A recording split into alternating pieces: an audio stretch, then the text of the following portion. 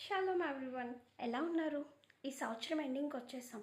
ఒక్కసారైనా ప్రకటన గ్రంథం చదవాలి అన్న నిర్ణయాన్ని తీసుకున్నారు కదా. ఈ సంవత్సరం మొదలుపెట్టినప్పుడు ఒక ఆశతో, ఒక కార్యాన్ని ఎలా అయినా పొందుకోగలను అన్న విశ్వాసంతో మొదలుపెట్టి ఆ కార్యం కోసం ఈ సంవత్సరంలో చాలాసార్లు ప్రభు పాద సన్నిధిలో కూర్చుని, అయ్యా నాకు సహాయం చేయి, ఈ కార్యాన్ని నేను ఎలా అయినా పొందుకోవాలి అన్న విశ్వాసంతో బిగ్గరగా ఏడ్చి ప్రార్థించిన రోజులు ఉండొచ్చు. కానీ ఎండ్ ఆఫ్ ద డే ఆ కార్యం ఇంకా పెండింగ్ లిస్ట్లోనే ఉంది అని చెప్పి, లేదు అంటే మన చుట్టూ ఉన్న వారి మాటలను బట్టి, మన సొంత పరిస్థితుల్ని బట్టి ఈ సంవత్సరం అయిపోతుంది అన్న భయాన్ని బట్టి ఇంకా ఊరుకుందాం, ఈ కార్యం జరిగేలా కనిపించట్లేదు అని నిరాశపడుతూ ఉన్నారా? అయితే ఒక వ్యక్తిని జ్ఞాపకం చేసుకుందాం.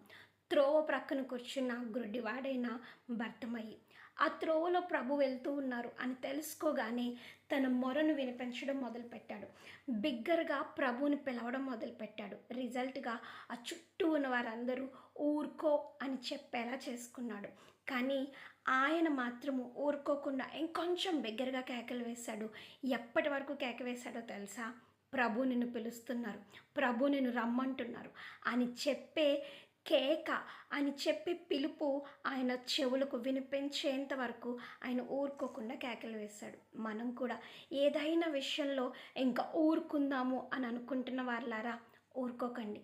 ఇంకొంచెం గట్టిగా, ఇంకొంచెం మార్చుకొని మన ప్రార్థన విధానంలో కొన్ని మార్పులు చేసుకొని ప్రభు మన వైపు తిరిగేంత వరకు, ఈ సంవత్సరం ఎండింగ్ వరకునో లేకపోతే మరలా సంవత్సరంలో కొన్ని నెలల వరకునో కాదు, కానీ ప్రభు మన వైపుకు తిరిగి ఆ కార్యము చేసేంత వరకు బిగ్గరగా కేకవేసి ఆ కార్యాన్ని పొందుకునే కృప ప్రభు మనకి దయచేయనుగా.